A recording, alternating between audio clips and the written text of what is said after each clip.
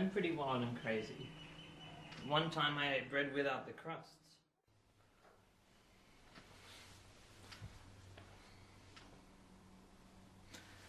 Hi.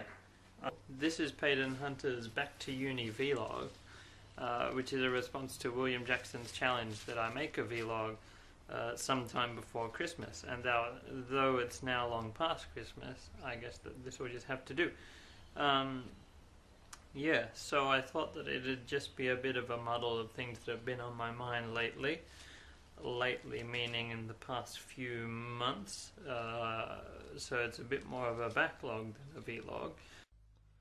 One thing that happened during my uni break of note was that I had my first real retail work in the somewhat soul-crushing atmosphere of David Jones.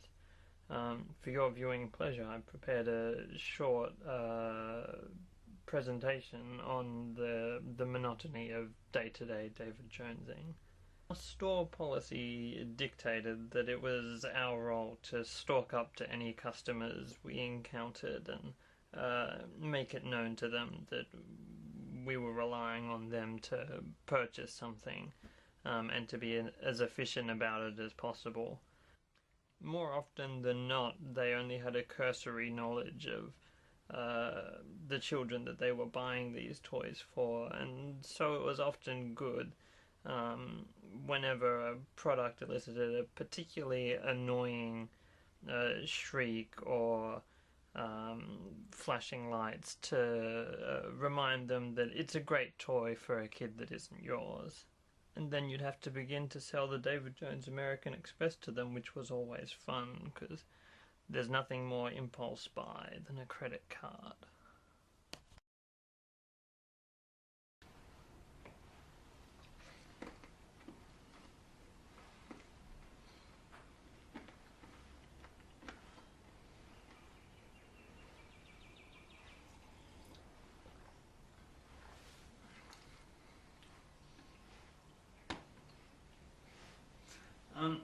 Yeah, so now perhaps as a way for me to get talking, or perhaps more as a way for me to avoid talking about myself, I thought that I'd talk for a little bit about the Pokemon card Dark Raichu, which I got some years ago in a Rocket Booster Pack. Yeah, it's apparently somewhat rare, but it's not really like super rare like a pre-release Raichu or anything. But it is an interesting card, and I thought I'd talk about it for a bit. It does look rather good. It's not in one of those self-consciously naive, really cool styles, but for a regular-looking Pokemon, it does look pretty spiffing. But that's not why I wanted to talk about it. Design degree hasn't eaten my brain with only aesthetic appreciations of things. Yeah, so aside from it looking a bit spiffing, it actually has a bit of a story behind it, which may well be interesting to some. I don't know, I could have had this thing out with something. It's numbered down the bottom 83 out of 82, which seems a bit odd. Yeah, when it was first released onto the market, it was wondered whether it was a misprint or some sort of elusive card. Yeah, so it in fact is the first of the erroneously titled secret cards released by Wizard of the Coast. Secret despite the fact that it's included in card listings and is fairly well known about. Yeah, but interestingly enough, it was the first card to only be released in the West, or at least initially only be released in the West, which is slightly odd because there have been a lot of cards released only in Japan, but yeah, not so much the other way around. Yeah, so it was released in Australia and I think America. Yeah, it was a bit of a wrestling match for Wizards of the Coast to actually release the card, and indeed the whole Rocket set, because Nintendo really didn't want any Western world specific secret cards, and it was the first occasion of them kind of butting heads before they eventually parted company and Nintendo took over making the cards.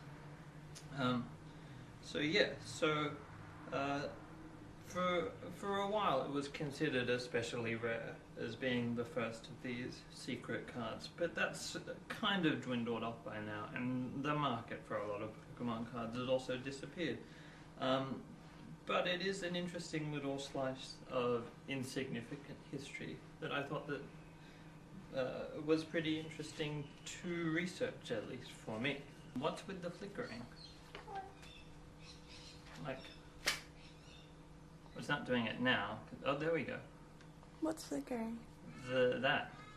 No, it's not. You're just having a spasm. No, it is. It is. It is. Just watch it for a second. A very long second. There we go.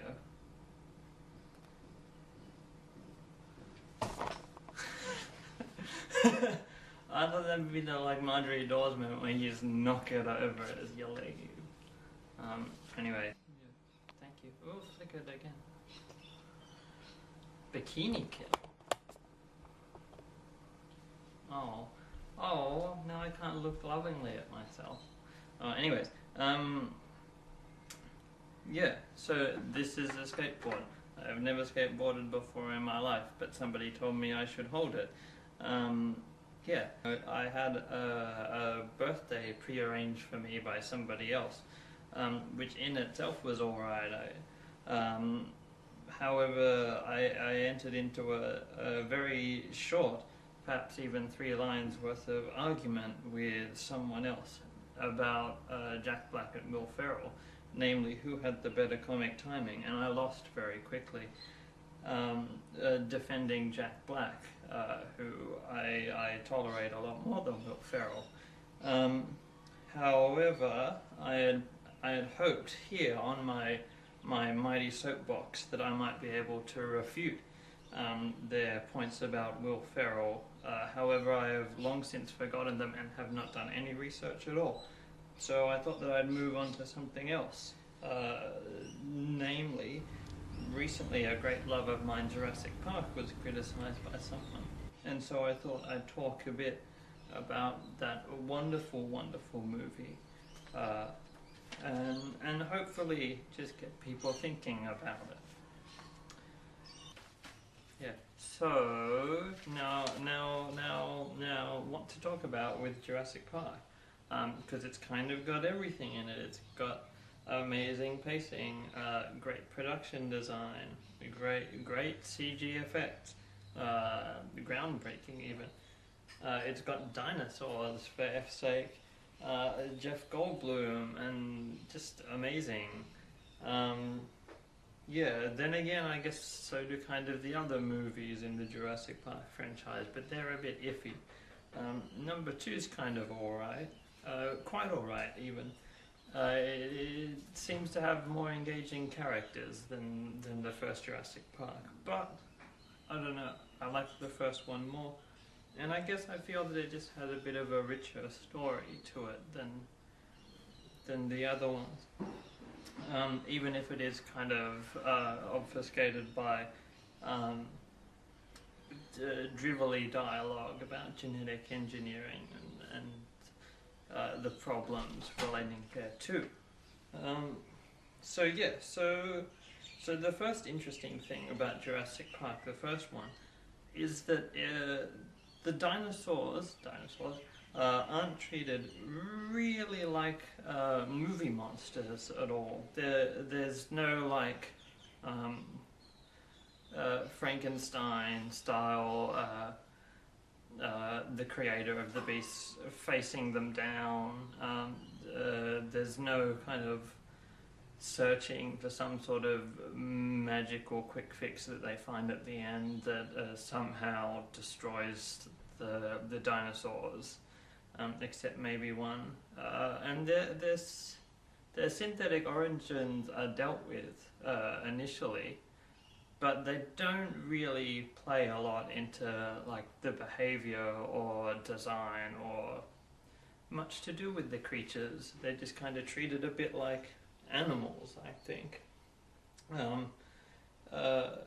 And quite interestingly, you never see somebody kill a dinosaur or really significantly change them in any way. Yeah, you never actually even see Ellie Sattler manage to heal that Triceratops in the kind of front half of the movie, which just kind of makes them interesting in that they're slightly beyond human interference, in that they're kind of a more pure kind of force of biology, kind of force of nature thing in the man versus nature dichotomy that like people can't really begin to approach these dinosaurs. Not only that, they're not always hungry. In the second movie, they seem to always be hungry. But in the first movie, there's a sense that these creatures are not always lethal, even though they very often are. And what's that flickering?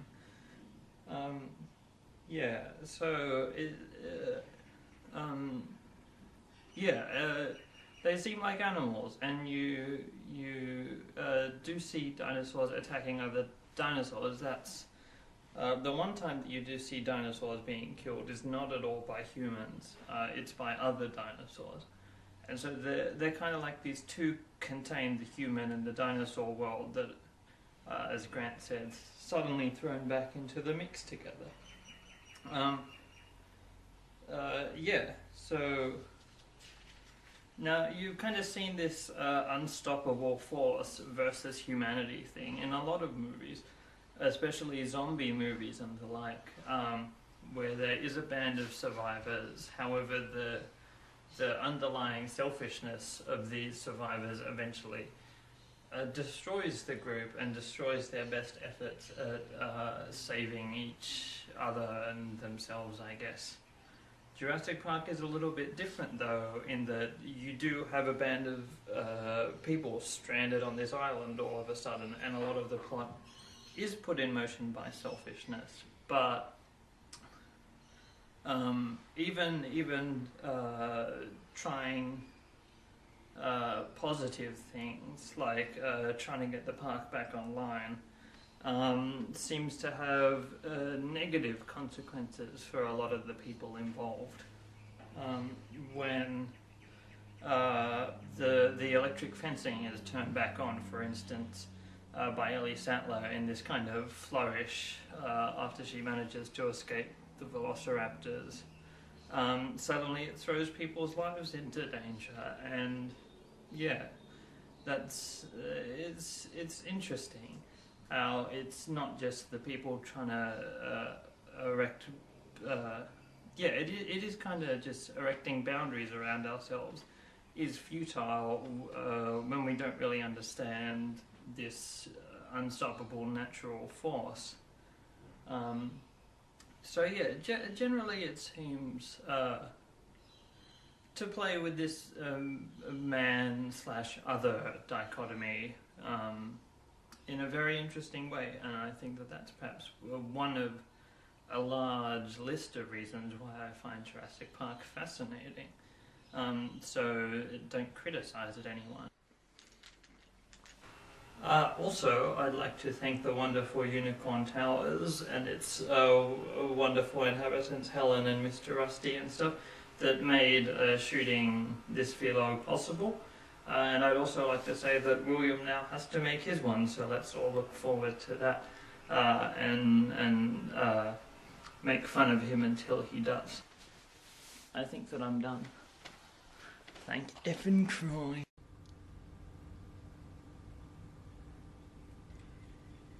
Owen used to have a running joke about what was my running joke? About a toy. This is the sort of anecdote you should have on here. I should. About a toy called Betty Asbestos. She's the bestest. Very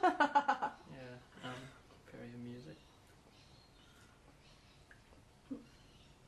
Right. Shoo. Shoo. Hey. I'd say goodbye. Thank you. Native dialect.